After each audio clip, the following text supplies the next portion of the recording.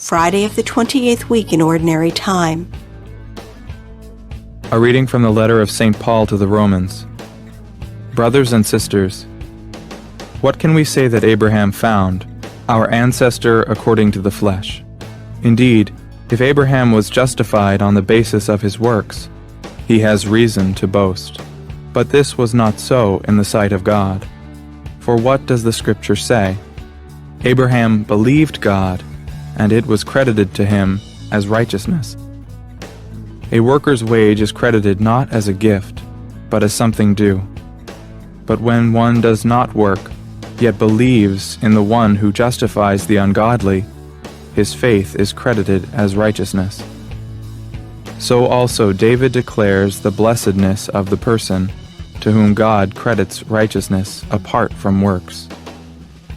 Blessed are they whose iniquities are forgiven, and whose sins are covered. Blessed is the man whose sin the Lord does not record.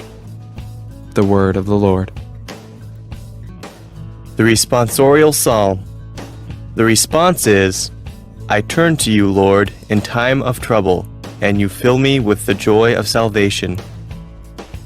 Blessed is he whose fault is taken away, whose sin is covered. Blessed the man to whom the Lord imputes not guilt, in whose spirit there is no guile. I turn to you, Lord, in time of trouble, and you fill me with the joy of salvation. Then I acknowledged my sin to you. My guilt I covered not. I said, I confess my faults to the Lord, and you took away the guilt of my sin.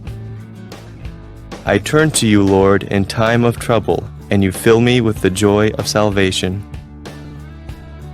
Be glad in the Lord and rejoice, you just. Exult, all you upright of heart. I turn to you, Lord, in time of trouble, and you fill me with the joy of salvation. A reading from the Holy Gospel according to Luke. At that time, so many people were crowding together that they were trampling one another underfoot. Jesus began to speak first to his disciples, Beware of the leaven, that is, the hypocrisy of the Pharisees. There is nothing concealed that will not be revealed, nor secret that will not be known. Therefore whatever you have said in the darkness will be heard in the light, and what you have whispered behind closed doors will be proclaimed on the housetops.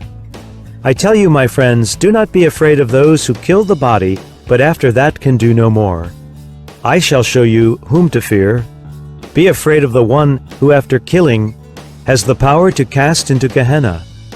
Yes, I tell you, be afraid of that one. Are not 5 sparrows sold for 2 small coins? Yet not one of them has escaped the notice of God. Even the hairs of your head have all been counted. Do not be afraid. You are worth more than many sparrows. The Gospel of the Lord.